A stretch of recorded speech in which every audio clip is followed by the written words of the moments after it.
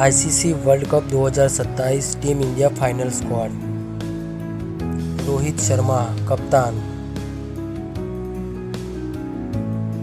शुभमन गिल उप कप्तान, Virat Kohli batsman, Shreyas Iyer batsman,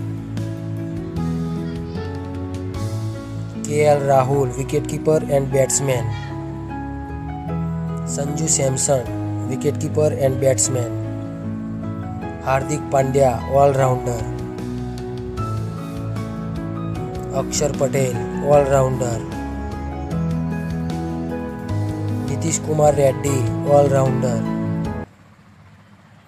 Ravindra Jadeja allrounder, Kuldeep Yadav bowler, Varun Chakravarthy bowler, Jasprit Bumrah fast bowler, Mohammed Shami fast medium bowler,